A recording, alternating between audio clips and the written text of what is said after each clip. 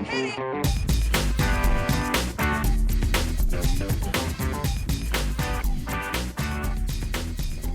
morning, good afternoon, good evening, and welcome to today's Caffeine for the Soul. I'm in conversation all week with my friend Anita Moorjani. She's the New York Times bestselling author of Dying to Be Me, which is an accounting of her near-death experience and her almost miraculous recovery from cancer and the maybe even more miraculous shift in who she is and how she is in the world since that time. We're talking about her new book, What If This Is Heaven? How Our Cultural Myths Prevent Us from Experiencing Heaven on Earth. And today, we talk about loving yourself without it being gag-worthy. And maybe it isn't for you, but it was for me. Just the whole idea of loving yourself was something that used to creep me out. But actually, the way she talks about it, it just makes a lot of sense. And also what unconditional love is. And I think that's particularly nice to hear that from the perspective of the unconditional love as she experienced it, having died. So enjoy. So in the book, you lay out these 10 myths, cultural myths that prevent us from experiencing heaven on earth. And I want to highlight over the rest of this podcast series, I want to highlight a few of the myths. And the one I want to talk about today is the myth that loving yourself is selfish. And I want to just highlight it by saying, like, I grew up. So you grew up in Hong Kong. Is that right? Yes. You're Hong Kong. So yes. I grew up as if I was English. I didn't actually grow up in England. I got there later. But so I grew up with sort of all the repression of as if when I hear somebody say, you just need to love yourself, there's something in me. There's like a gag reflex. Now, even though I get it at one level, what do you mean when you talk about loving yourself? If the words love yourself gives you this gag reflex, I would replace those words out and still mean something very similar. It's to know that you're worthy and deserving.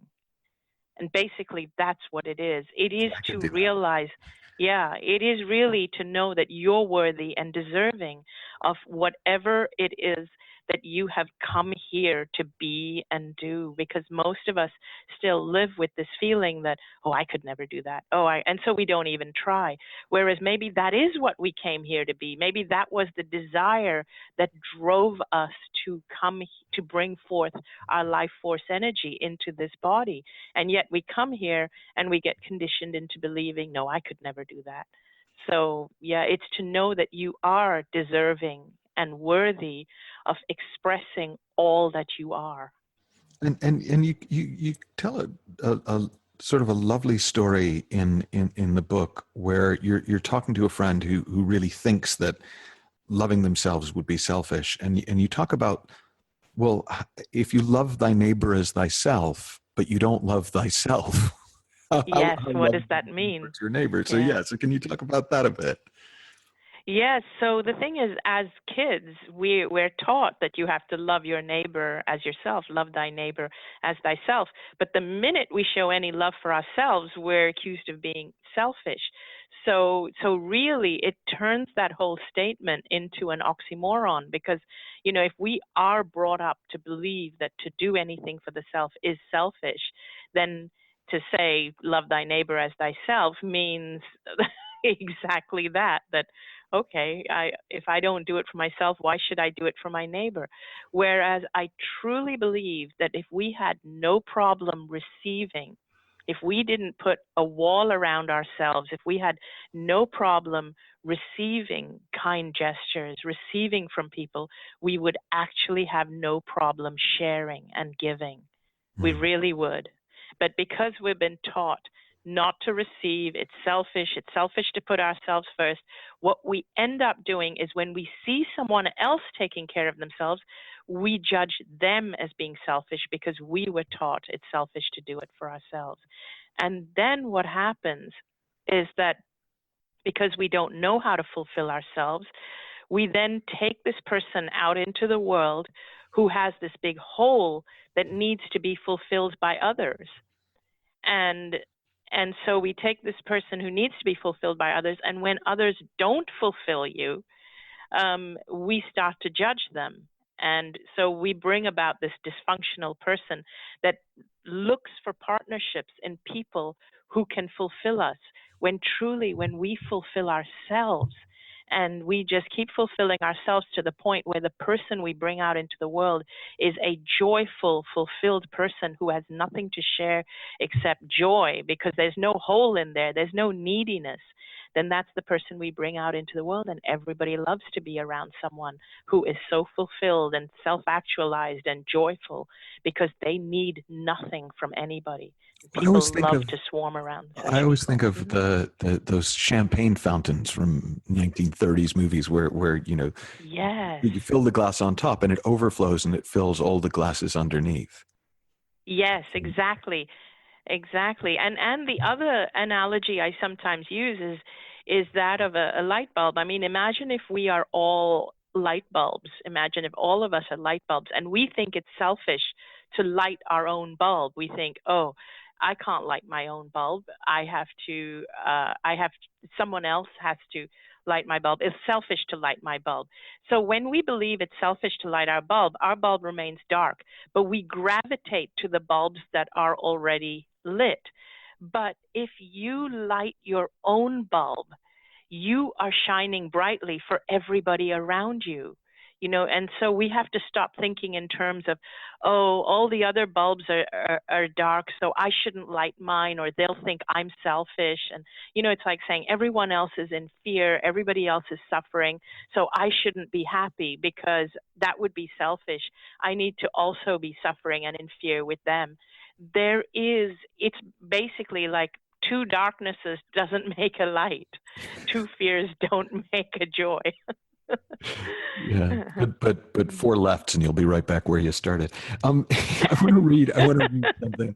It feels silly reading you your own book, but I there were just so many bits that I highlighted, and I want to read you a bit from this myth that loving yourself is selfish. Imagine suddenly realizing that none of your beliefs, values, judgments, opinions, insecurities, doubts, and fears are actually you. That none of those things have anything to do with who you truly are. And that in fact, they're just the layers of filters you've accumulated from all your life's experiences. And then imagine those layers being blown open so that the truth of who you really are is laid bare for you to view in all its glory. I had always forsaken myself, put myself last, always felt unworthy and unlovable. But there, in that realm of death, I saw myself through the eyes of God, and I realized that far from being unloved and unlovable, I was actually a beautiful child of the universe who was loved unconditionally, simply because I exist. Can you talk a little bit about unconditional love? Yes. To me, unconditional love and divine love are one and the same thing, simply because in actuality, if love is not unconditional, that means we're saying it's conditional. If it's conditional, then it's not love. I mean, the minute it becomes conditional, it's not love. So to me, love is truly, it is always unconditional, and it is knowing who we truly are. So I want to say here that I think a lot of us use the word love in the wrong context, or maybe we need to develop or create another word that means divine love or unconditional love. Because unconditional love for self means loving myself regardless, even if I've made a mistake, even if I've failed, even if I've launched a huge project that's fallen flat on its face and everybody is laughing at me. It means I don't laugh at myself, that I can pick myself up, give myself a hug and say, it's okay, at least I tried. It means realizing that who you are is an expression of the universe or an expression of God. It's being able to look in the mirror and know that shining out from behind your eyes is a facet of God or a facet of the universe that has chosen to express itself from this physical body. It means knowing that and not denying that facet of God or universe to express itself. That means not suppressing it, not denying it, not criticizing it, not making it small, not beating it down, not treating it like a doormat, because it is an expression or a facet of God that has chosen to express itself through your physical body. That's what it means to me. Well, and as you say, what that kind of points to is that if you can open up to that, that is loving yourself. Yes, if you can open up to that, that is loving yourself. And the other thing the other piece I would like to add to that is that when I actually did experience that state of death where I felt I had crossed over into the other realm, when I was there, I realized that that not only was I not my physical body. I mean, I realized when I crossed over that I had left behind not just my physical body, but I had left behind my race, my religion, my culture, my gender, and all the beliefs that I had accumulated over a lifetime. All of that was left behind. I realized that what crossed over, the only thing that makes it to the other side, and although I say only thing, what makes it to the other side is actually something that is far greater, far more powerful. And it was my pure essence. It was pure love. It was pure God. We can call it anything we want, but it was something that was so huge and so powerful. And I believe that whatever label we give it, it doesn't do it justice. It makes it small. And when we're in our bodies, we think we are whatever culture, whatever race, whatever gender. And we think every label we add makes us more. Actually, every label reduces us. Who we truly are is so much bigger than any label. And we only realize it when we're outside of our bodies, when we shed our bodies. And that is another driving force behind me writing and sharing my story, is basically don't wait until you die to realize who and what you truly are. You can realize it now. And I really just want to highlight that last thing that Anita said. Don't wait until you die to realize who and what you really are. You can realize it now. The book is What If This Is Heaven? How Our Cultural Myths Prevent Us from Experiencing Heaven on Earth. And you can find out more about Anita and what she does at anitamoorjani.com.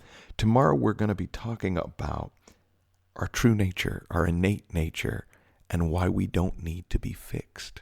Until then, have fun, learn heaps. We'll talk to you soon.